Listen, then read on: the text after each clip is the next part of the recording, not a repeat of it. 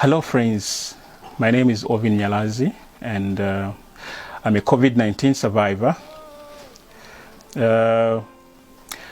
I've produced this video in line with answering most of the questions that you, my friends, have posted on my page, and also to answer those that have probably responded to my video on other pages, such as the page for the Ministry of Health and Zambia Daily Mail,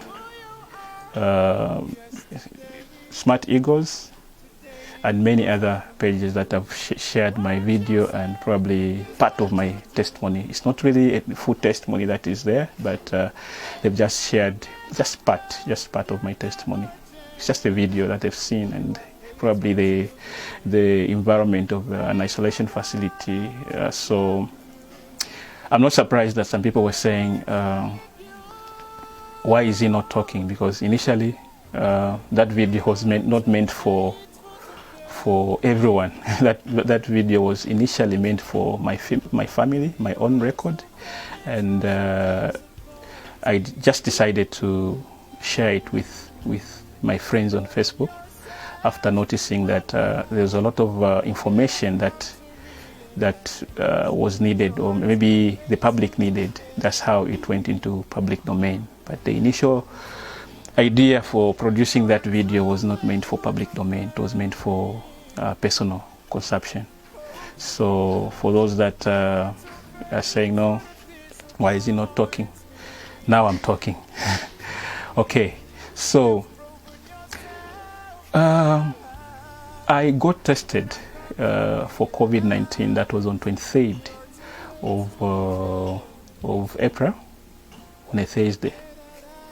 That's the day when I got tested. Now, the question can be, what prompted you to get tested? Did you visit the clinic, or you visit the hospital, or testing, whatever? No, actually, I called 909. 909, that's the toll-free line for DMMU, so that I can get tested. So I was trying to find out where I can get tested. Then I was told, actually, right now we can come to your place. If you suspect that you've got COVID-19, we can come to your place and have you tested. So I said, oh, okay. Then they asked me, how are you feeling? Then I told them how I was feeling. So initially, I would say I had a headache, I had flu, I had a cough, and I had body pains. So the cough, the flu, and the headache were quite mild, such that sometimes you can just ignore. And the headache was like, it would come and then just disappear. So for that, I didn't really say that anyway. It will clear. Just one of those things, you know. Once in a while, maybe change of seasons or whatever. So that was my initial thinking. Okay, but then the body pains were severe, were quite severe. So I said, I think let me try to find out if these body pains have anything to do with COVID-19. So I was doing my research online. So I found a video on YouTube of a survivor of COVID-19 in the US who actually who tested positive, and the only symptoms that person had was the body pains. So no any other symptoms. So he didn't have high fever, he didn't have difficulties in breathing, but he had body pains. So that's how he was tested, and then unfortunately he was found out to be positive. And then on that forum, the same video, on his video, there are comments below his video. I found a lot of people that had the same experience. Actually, they had body pains without any other symptom, and then that clicked. Say, okay, I think this could be COVID-19. So let me get a test so that I can clear myself. I can have a clear mind. So that's how I called I called 909 on the 23rd of April. I called 909 in the morning. So I called 909 and somebody responded, and I explained to them my condition, and from my explanation they weren't quite sure, but they said, okay, all the same, we'll still come through to your place and then we'll get you tested. And that's how a team came. Those guys were really quick. It was a quick response, because within 1 hour 30 minutes they were able to reach my place and they got me tested. My wife also volunteered to get tested so that we can have the results at the same time. So those workers from the Ministry of Health were really helpful. Of course, they tried to make us understand that COVID-19 is not something that you can get scared of. The most important is if it's detected at an early stage, it's very easy to handle it, to manage it. And if again you don't have an underlying health issue, definitely you pull through, you get over it. So those were really assuring words from the health workers that came to test me and my wife. So of course I was told to say you should be home, you should stay home for the next 2 to 3 days. That's when your results will be out. So of course I had to comply with that directive, stayed home. Later it took some time, slightly some time before I could get the results, because I think as it was getting into the 4th day, 5th day, I said definitely the results are negative, because if the results were positive, these people would have coming to pick us. But since they have taken a little bit of time to communicate with us, that means our results are okay. Then surprisingly on Thursday, that was exactly a week after I got tested, I received a call from some doctor who actually told me that the results just came out. And I tested positive. My wife tested negative, but I tested positive. And the doctor said, we'll send our team to come and pick you. Then the other doctor also, a different doctor also from Kanyama called, because I'm in Garden House, from Kanyama called to do the same. I mean, to inform me, to assure me that it is well, I'll get over it, and the team will come and pick me. Actually, she was part of the team that came to pick me. Okay, so that was that's what happened actually. And they told me, of course, to prepare myself, get ready, prepare myself, see whatever I can carry, and pack my things and wait for the team to come and pick me. Of course, they told me when they come, they'll have to ask me the contacts that I've had in the recent past, and also they had to test my whole household, like whoever was in the house to be tested, my kids and everyone else who was in the house. They had to get tested. So that was what was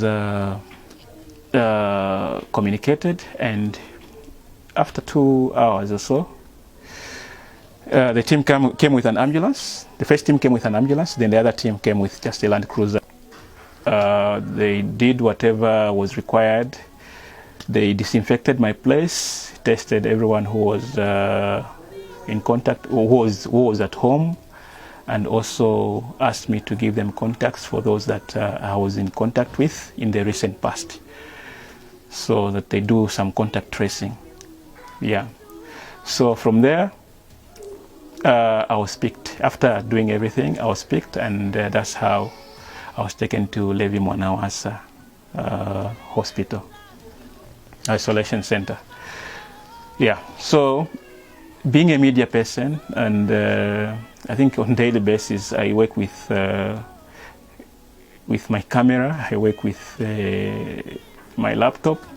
Yeah, so for me, I felt where I'm going, of course, I have to go with my tools, so that probably work continues, especially my laptop, work has to continue. But for the camera, I said, anyway, I just need to get a clip, maybe a clip, so that I come and show my family, or maybe about the life, what I was going through in that, okay, to show the environment of the isolation facility to my family.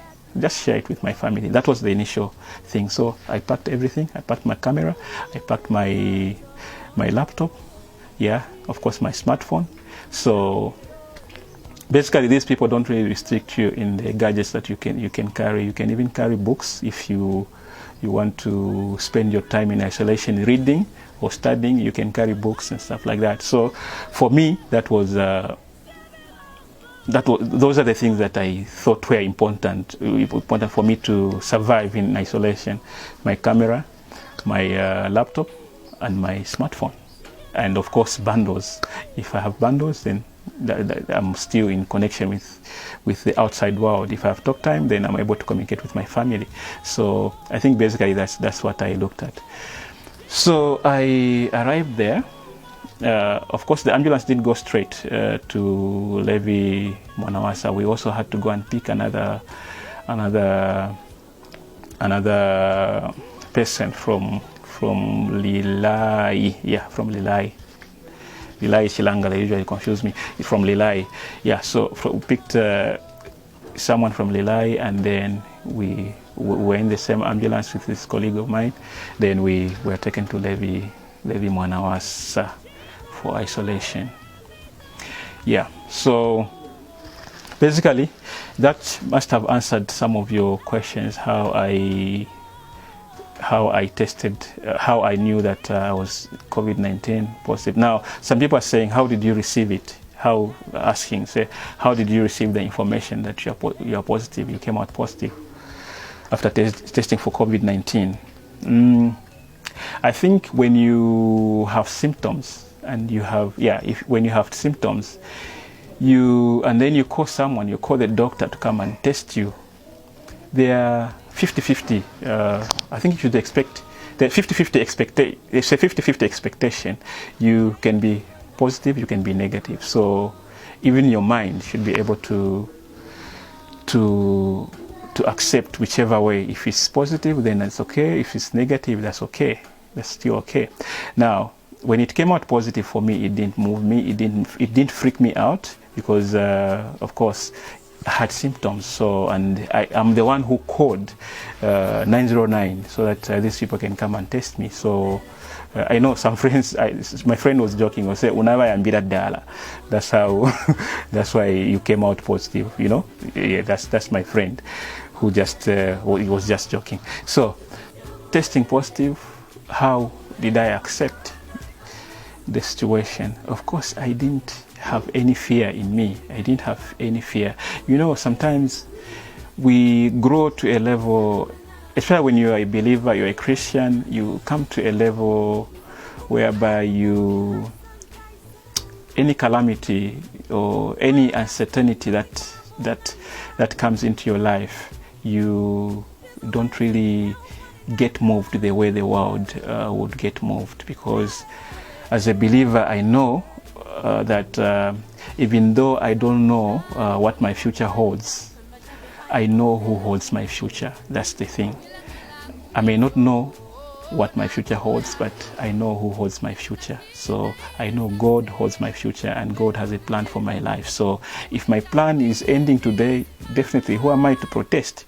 So that's the thing. So if my plan is supposed to, by God's plan, if my life is supposed to end during this pandemic, this COVID-19 pandemic, who am I to protest to God?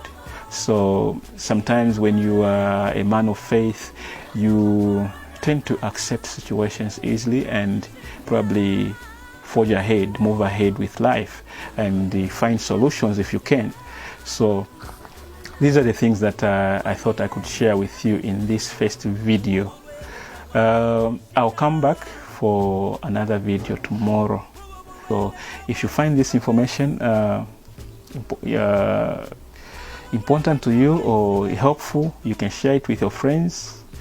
You can share it with your friends, you can share it on your page and stuff like that. And I've not created a Facebook page for, you can just follow my usual Facebook account. I know my account is full, but you can just follow me just within my account.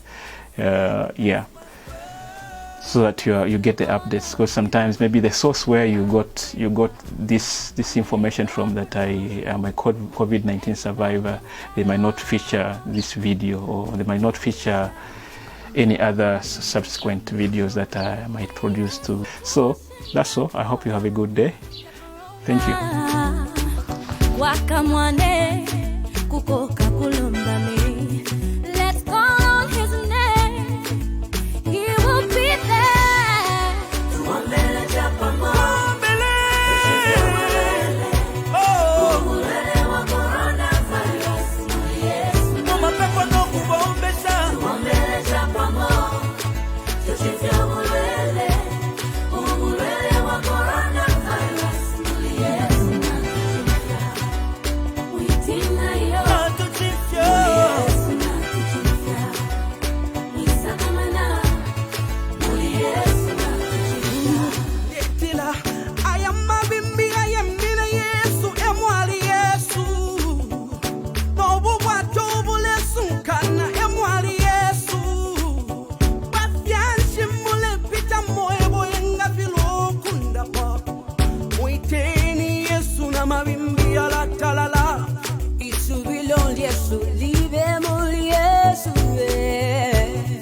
Il tous les con comme fondé.